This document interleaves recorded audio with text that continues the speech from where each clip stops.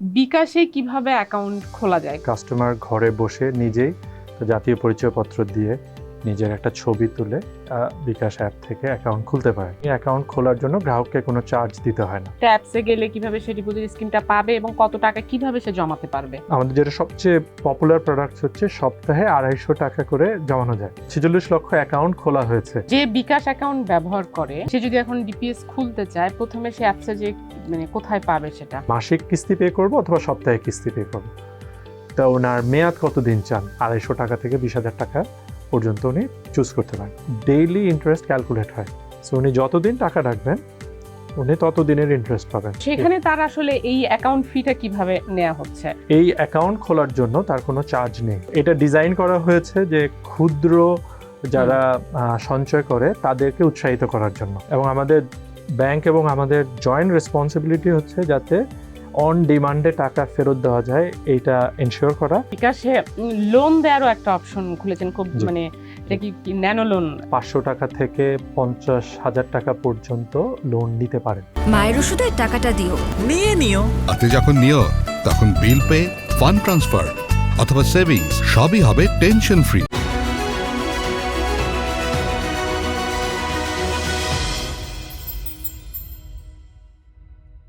দর্শক, আপনাদের স্বাগত ফিনটক উইথ জেবুন্নেসা আলো শোতে। আমরা আজকে আলোচনা করব বিকাশে কিভাবে সহজে টাকা জমানো যায়।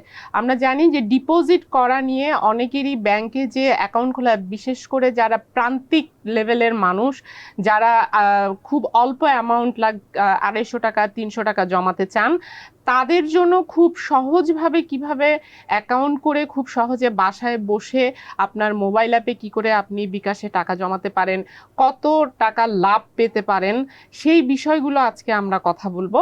এই বিষয়গুলো নিয়ে আজকে আমাদের সঙ্গে কথা বলবেন বিকাশের chief commercial officer Ali Ahmed. আপনাকে ধন্যবাদ আমাদের স্টুডিওতে আসার জন্য। Thank you. বিজনেস স্ট্যান্ডার্ডকে ধন্যবাদ আমাদেরকে ইনভাইট করার জন্য। প্রথমেই যদি এটা দিয়ে শুরু করতে চাই যে বিকাশে কিভাবে অ্যাকাউন্ট খোলা যায়, কোথায় সে যে অ্যাকাউন্টটা পাবে? সো বিকাশ অ্যাকাউন্ট খোলার জন্য দুটি উপায় আছে। একটা হচ্ছে কাস্টমার ঘরে বসে নিজেই জাতীয় পরিচয়পত্র দিয়ে নিজের একটা ছবি তুলে বিকাশ অ্যাপ থেকে অ্যাকাউন্ট খুলতে পারেন। যাদের মোবাইল ফোন অ্যাপ নেই তারা যদি আমাদের সারা দেশে 3.5 লক্ষর মতো এজেন্ট আছে, এজেন্ট পয়েন্টে যদি জাতীয় পরিচয়পত্র নিয়ে যায়, একই প্রক্রিয়া ওনার একটা ছবি তুলবেন, জাতীয় পরিচয়পত্র ছবি তুলে আমরা এই ছবিগুলো ইলেকশন কমিশনের ডেটাবেজের সাথে ম্যাচ করে ইনস্ট্যান্টলি অ্যাকাউন্ট খুলে দিই। এবং এই অ্যাকাউন্ট খোলার জন্য গ্রাহককে কোনো চার্জ দিতে হয় না। সো অ্যাকাউন্ট খোলা সম্পূর্ণ ফ্রি কাস্টমারের জন্য। তো বিকাশে আমরা তো হ্যাঁ, বিকাশ অ্যাকাউন্ট মোটামুটি এখন আসলে সবাই জানে। সারা বাংলাদেশে আপনাদের কত গ্রাহক আছে এখন? 8,10,00,000 মানুষ এখন বিকাশ অ্যাকাউন্ট ব্যবহার করে। তো এই বিকাশের মধ্যে কিভাবে ওই যে তার অ্যাপসে ঢুকে যে আপনার নতুন সার্ভিস অ্যাড করেছেন যে ডিপোজিট স্কিম আছে, কিভাবে সেখানে ডিপোজিট স্কিমটা অ্যাপসে গেলে কিভাবে সে ডিপোজিট স্কিমটা পাবে এবং কত টাকা কিভাবে সে জমাতে পারবে? ধন্যবাদ। ডিপোজিট স্কিমের পিছনে একটা গল্প আছে যে আমরা যখন বিকাশ সার্ভিস লঞ্চ করি, আমাদের ইনিশিয়ালি সার্ভিস ছিল cash in cash out, mobile recharge, utility bill payment. And then কাস্টমারের সাইড থেকে একটা বড় রিকোয়ারমেন্ট ছিল যে আমরা টাকা এই ডিজিটালি তো টাকা লেনদেন করি, আমার এই টাকা জমাতে চাই। তখন আমরা আমাদের যারা পার্টনার ব্যাংক আছে ওনাদের সাথে কথা বলা শুরু করি যে সাধারণ মানুষের টাকা জমানোর জন্য ডিজিটাল প্ল্যাটফর্মকে ইউজ করে কীভাবে ব্যাংকিং প্রোডাক্ট নর্মাল যারা রেগুলার কাস্টমার আছে তাদের জন্য নিতে পারি। এবং আমরা এমন প্রোডাক্ট ডিজাইন করতে চাই যেটা 8 কোটি বিকাশ কাস্টমারের জন্য রিকোয়ারমেন্টকে ফুলফিল করে। সো তখন যখন মার্কেট রিসার্চ করছিলাম তখন দেখা গেছে যে এক্সিস্টিং ব্যাংকিং প্রোডাক্ট ফিট হয় না অনেক ক্ষেত্রে। যে আমরা এক্সিস্টিং ব্যাংকিং প্রোডাক্ট হচ্ছে শহরের আরবান পপুলেশনকে সেন্টার করে বানানো হয়, বাট আমরা যখন মার্কেট স্টাডি করছিলাম তখন দেখছিলাম যে আমাদের গ্রাহকের একটা বড় পোর্শন আছে যারা ঢাকার বাইরে থাকেন, যেখানে ব্যাংকিং কাভারেজ নাই, ফিমেল কাস্টমার আছে একটা লার্জ চাঙ্ক। ওনাদের জন্য কি প্রোডাক্ট বানাবো, এখন ওই জিনিসগুলো চিন্তা করা। আরেকটা হচ্ছে যে এক্সিস্টিং যে প্রোডাক্টস অ্যান্ড সার্ভিস আছে ওইটার উইকনেসকে কিভাবে আমরা ওভারকাম করব, যে ওইটা রিলেটেড কাস্টমারের কিছু পেইন পয়েন্টস আছে। অ্যান্ড দেন ব্যাংকের সাইডে কিছু পেইন পয়েন্ট আছে। ব্যাংক সাইডে ছিল যে যদি ক্ষুদ্র সঞ্চয় হয় তাহলে ব্যাংকের বিজনেস কেস হয় না, বিকজ একটা 200 টাকার 250 টাকার যদি ডিপোজিট স্কিম ফিজিক্যাল ব্রাঞ্চে এসে জমা দেয় তাহলে ওইটাকে সার্ভ করার জন্য যে খরচ, ওই খরচটা ব্যাংকের হয় না। আমার গ্রাহকের দিক থেকেও একই জিনিস প্রযোজ্য, যে 250 টাকায় রাখার পরে যত ইন্টারেস্ট দেয় ব্যাংক, ওইটা গ্রাহকের জন্য অ্যাট্রাকটিভ হয় না। সো আমরা এমন প্রোডাক্ট ডিজাইন করতে চাইলাম যেটা বেশিরভাগ মানুষ বলবে যে আমার প্রয়োজনকে ফুলফিল করে, এবং তাকে একটা কাস্টমারকে একটা ফ্লেক্সিবিলিটি দেওয়া যে আমি আমার পছন্দ মতো ব্যাংক চুজ করতে পারবো, আমি আমার পছন্দ মতো সময় চুজ করতে পারবো, আমি আমার পছন্দ মতো পরিমাণ চুজ করতে পারবো। তো ওইটা নিয়েই আমাদের ইনিশিয়াল আলোচনা শুরু হয়। না আমরা দেন আমরা দেখা শুরু করি যে বাংলাদেশে কোন কোন প্রতিষ্ঠানের কাস্টমারের ব্যাংকের রেটিং কত ভালো, যে ব্যাংকগুলা সেন্ট্রাল ব্যাংক রেকগনাইজ করে যে ব্যাংকগুলোতে টাকা রাখা রিলেটিভলি নিরাপদ এবং ওনারা অন ডিমান্ডে কাস্টমার টাকা ফেরত দিতে পারে। তো ওরকম ব্যাংকের সাথে আমরা কনভারসেশন শুরু হয়, দেন প্রোডাক্ট ডিজাইনিং শুরু হয়। অ্যান্ড একটা স্টেজে আসে এরকম যে এই প্রোডাক্টগুলোকে কীভাবে ডিজিটাল প্ল্যাটফর্মের জন্য সুইটেবল বানানো। তো অনেক ওই এক্সারসাইজগুলো করা হয় যাবে ডিজিটাল প্ল্যাটফর্মে ব্যাংক সাইডের টেকনোলজি, বিকাশ সাইডের টেকনোলজি, এবং আমরা চেষ্টা করছি যে একটা মার্কেট প্লেস তৈরি করতে, যে মার্কেট প্লেসে কাস্টমার মাল্টিপল ব্যাংক থেকে তার যে কোনো পছন্দের ব্যাংক প্রতিষ্ঠানে সে টাকা জমাবে, এরকম একটা অ্যারেঞ্জমেন্ট করা, এবং ব্যাংকরাও নিজেরা কম্পিট করে গ্রাহককে ভালো সেবা দেওয়া এবং বেশি আকর্ষণ অ্যাট্রাক্ট করার জন্য বেশি ইন্টারেস্ট পে করে। সো আমরা ওইটা করা হয় যে এখন আমাদের যেটা সবচেয়ে পপুলার প্রোডাক্ট হচ্ছে সপ্তাহে 250 টাকা করে জমানো যায়। এবং আমরা যখন আজকে 3 বছর 3.5 বছর হয়ে গেছে, সো 46 লক্ষ মানুষ 46 লক্ষ অ্যাকাউন্ট খোলা হয়েছে, যে অ্যাকাউন্টের মধ্যে 32% আছে ফিমেল, প্রায় 88% আছে যারা ঢাকা এবং চিটাগং শহরের বাইরের মানুষ, একটা লার্জ চাঙ্ক আছে যারা রুরাল পপুলেশন। আমরা দেখছি 18-19% হোম মেকারস। তো এখন পর্যন্ত এখনও আর্লি স্টেজ, আমরা 46 লক্ষ মানুষ আউট অফ আমাদের 8 কোটি মানুষের মধ্যে মাত্র অ্যাকাউন্ট খুলেছেন, বাট দ্য ইনিশিয়াল রেসপন্স অনেক ভালো, যে আমাদের প্রান্তিক মানুষের যে রিকোয়ারমেন্টগুলো ওইটা এখন পর্যন্ত অ্যাড্রেস হয়েছে বলে আমরা মনে করি। সো এখানে আরও হয়তো প্রোডাক্ট ইনোভেশন আসবে, বাট এই মুহূর্তে তো যে বিকাশ অ্যাকাউন্ট ব্যবহার করে বা করছে, সে যদি এখন ডিপিএস খুলতে চায়, প্রথমে সে অ্যাপসে যে মানে কোথায় পাবে সেটা? আচ্ছা, সো আমাদের অ্যাপস বিকাশ অ্যাপে যদি লগ ইন করার পরে সেভিংস নামে একটা বাটন আছে। সো এই বাটনটাতে ক্লিক করলে ওনাকে 2টা অপশন দেখায়, যে রেগুলার ডিপিএস অথবা ইসলামিক ডিপিএস। ওই বাটনটা প্রেস করবো না, যেটা পছন্দ ওইটা প্রেস করার পরে উনি দেখতে পাবেন যে উনি কি মেয়াদে চান, যে আমি কি মাসিক কিস্তি পে করব অথবা সপ্তাহে কিস্তি পে করব। তা ওনার মেয়াদ কতদিন চান, ওইটা 6 মাস থেকে 48 মাস মেয়াদের উনি যে কোনো একটা চুজ করতে পারেন, এবং কত টাকা করে মাসিক জমাতে উনি পারবেন বলে মনে করছেন। তো ধরেন ওখানেও 250 টাকা থেকে 20,000 টাকা পর্যন্ত উনি চুজ করতে পারেন। এই 3টা জিনিস দিয়ে যখন উনি এই রিকোয়েস্টটা দেয়, আমরা পিছন থেকে আমাদের 6টা প্রতিষ্ঠানের সাথে আমরা কাজ করি, 6টা ব্যাংকের সঙ্গে। সো 5টা ব্যাংক, একটা নন bank. So city, BRAC, Dhaka bank, mutual trust bank, IDLC, এই প্রতিষ্ঠানগুলোর মধ্যে থেকে আমরা এনে দেখাই কাস্টমারকে যে আপনার পছন্দের এই হচ্ছে আমাদের অপশনস, এবং এর মধ্যে সবচেয়ে জনপ্রিয় কোনটা এবং সবচেয়ে বেশি ইন্টারেস্ট পে করছে কোনটা, এবং কাস্টমার তার দেখে কম্পেয়ার করতে পারে যে কোনটা, ওনার পছন্দ মতো যেটা সিলেক্ট করবে। সিলেক্ট করার পরের অপশন হচ্ছে ওনাকে একটা নমিনি দিতে হয়, যে ওনার অবর্তমানে যদি কোনো আল্লাহ না করুক কিছু হয়, তাহলে কাকে এই প্রতিষ্ঠান আমরা যার হয়ে সেভিংস অ্যাকাউন্ট খুলছি ওনারা কাকে টাকাটা পৌঁছে দেবে। তো উনি একজন নমিনি সিলেক্ট করে, রিলেশনশিপ বলে, ওনার নাম, জাতীয় পরিচয়পত্রের নাম্বার দেয়, অ্যাকাউন্টটা খোলা হয়ে যায়।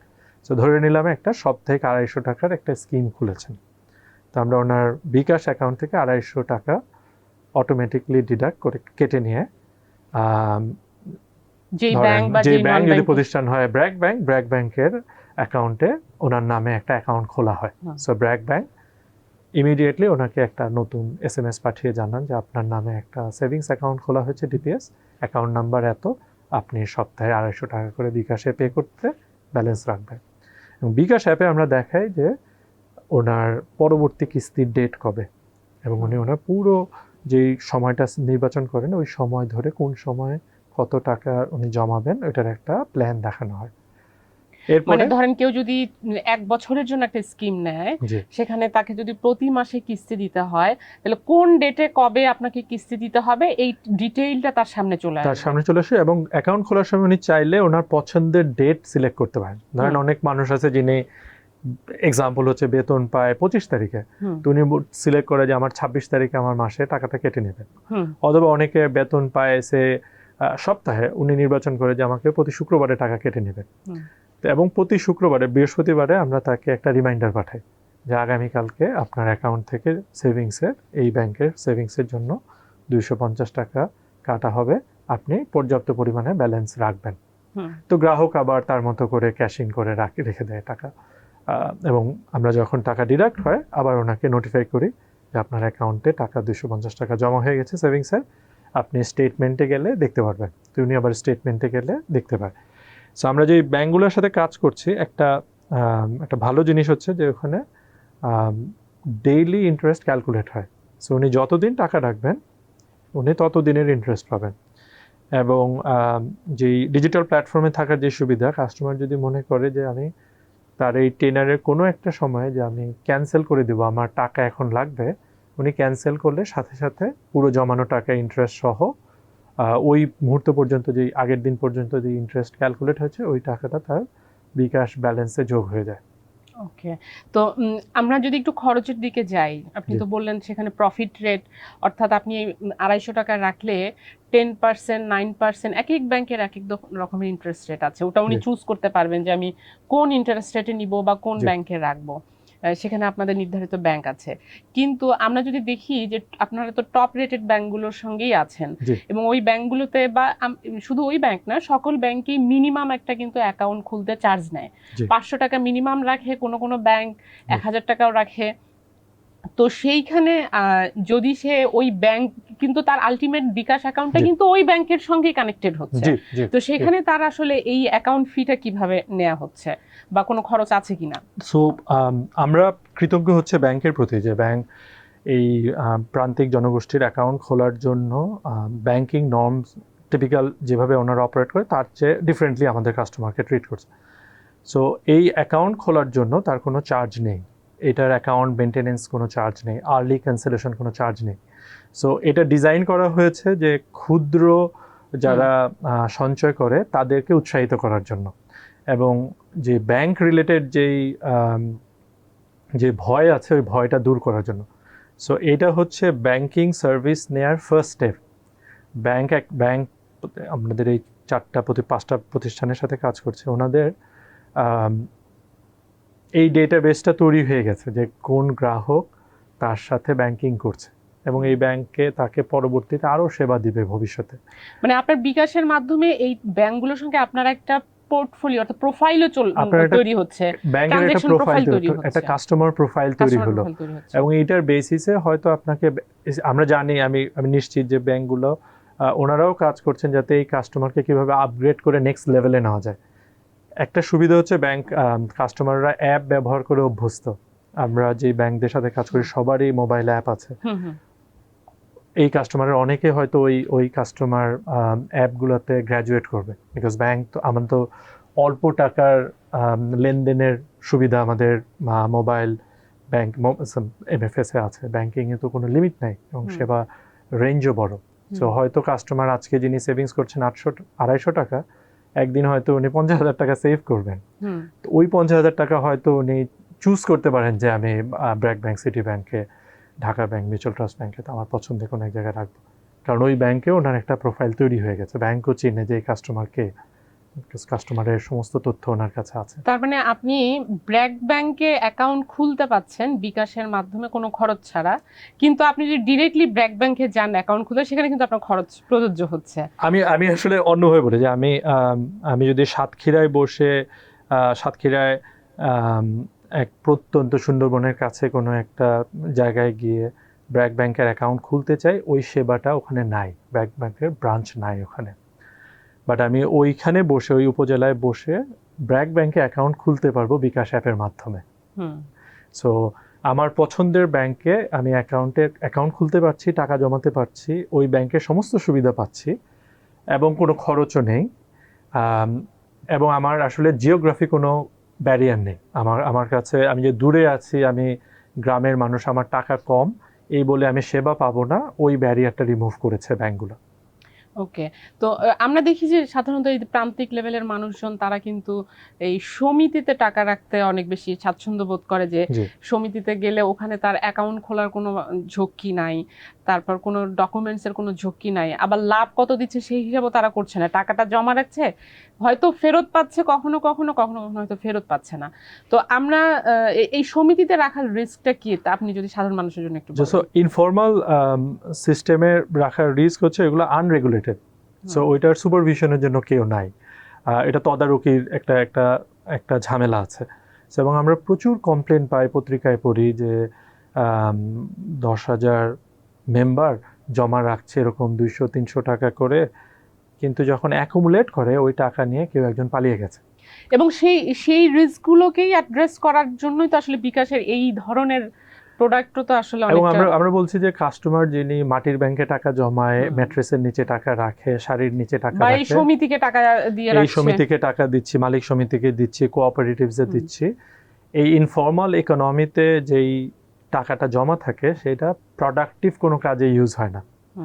যে যখন আমরা মনে করি যে আজকে যদি বিকাশের এই 200 টাকা 500 টাকা করে জমা হয়, এই ব্যাংক 46 লক্ষ মানুষের অ্যাকাউন্ট আছে, এই accumulation of fund BRAC bank, city bank এটা কোনো একটা কর্পোরেট হাউসকে দেয়।